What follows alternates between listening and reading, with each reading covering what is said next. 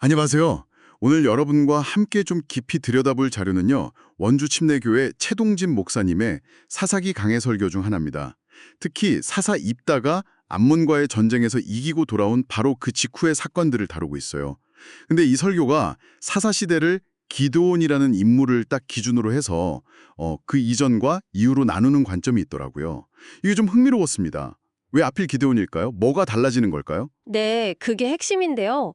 기드온 이전 사사들하고 그 이후 사사들하고 성격이나 뭐랄까 세워지는 방식 자체가 확연히 달라진다는 겁니다.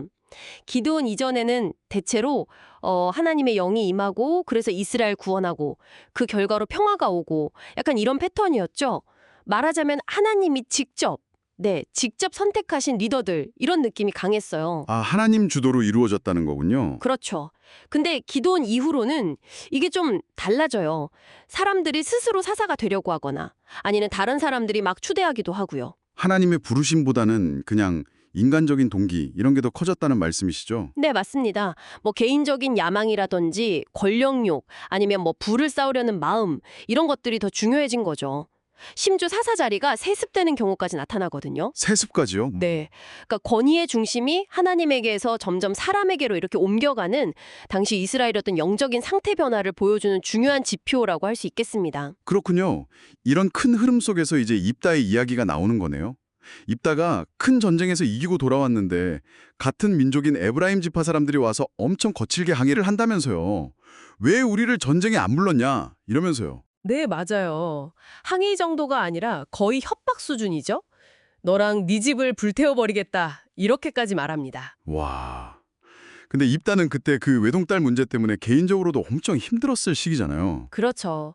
가뜩이나 마음이 복잡했을 텐데 동족에게 그런 비난과 협박까지 들었으니 얼마나 상타가 컸겠어요. 여기서 근데 입다의 반응도 좀 그렇죠. 그냥 넘어가지 않잖아요. 내가 당신들 불렀다. 근데 당신들이 전쟁 이길 가망 없어 보이니까 스스로 빠진 거 아니냐.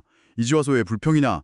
딱 이렇게 받아치죠. 네, 결국 이 감정이 막 섞인 다툼이 같은 민족끼리 싸우는 끔찍한 전쟁으로 번지게 됩니다. 입다가 속한 길르앗 사람들이 요단강 나루터를 딱 장악하고 도망치는 에브라임 사람들을 찾아내는데 이때 사용한 방법이 정말 아, 그 유명한 발음 테스트요. 네, 바로 쉽볼렛 발음 테스트죠. 에브라임 사람들이 쉬 발음을 잘 못해서 쉽볼렛을 십볼렛 이렇게 발음했거든요. 근데 그 미묘한 발음 차이 하나로 사람들을 구별해서 무려 4만 2천 명을 죽였다고 기록되어 있습니다. 4만 2천 명이요. 단지 그 발음 하나 때문에.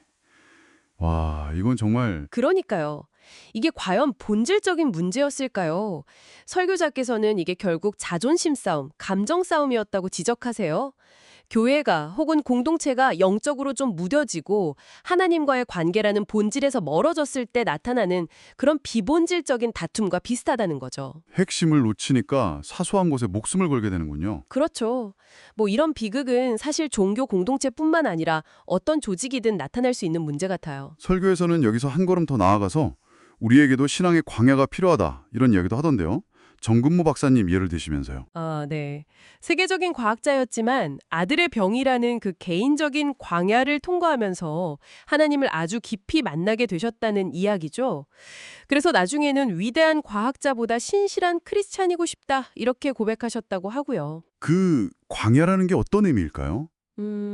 뭐랄까. 우리 신앙이 현실에 안주하거나 세상적인 가치에 물들어서 녹슬지 않도록 계속해서 하나님을 의지하게 만드는 그런 영적인 훈련의 장소 같은 거라고 볼 수 있을 것 같아요.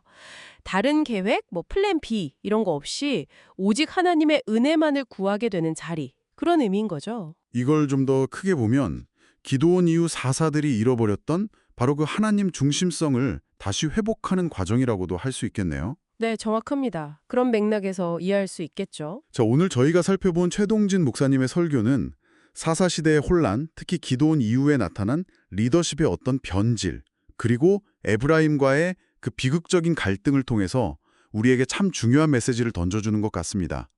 인간적인 야망이나 자존심이 신앙의 본질을 가릴 때 어떤 결과가 초래될 수 있는지, 또 때로는 고통스러운 광야 같은 시간이 오히려 우리를 다시 본질로 돌아가게 하는 그런 계기가 될 수도 있다는 점을 보여줬어요. 마지막으로 여러분께 한번 질문을 던져보고 싶습니다. 혹시 여러분의 삶이나 여러분이 속한 공동체 안에는 본질과는 좀 거리가 먼 그런 씨벌레처럼 작동하는 기준이나 갈등 요소는 없으신가요? 어쩌면 사소한 자존심이나 어떤 감정 문제 때문에 정말 중요한 가치를 놓치고 있지는 않은지 한번 돌아볼 필요가 있을 것 같습니다. 우리 각자에게도 잠시 멈춰서서 자신을 좀 깊이 들여다보는 그런 신앙의 광야가 필요한 시점은 아닌지 한번 생각해 보시면 좋겠습니다.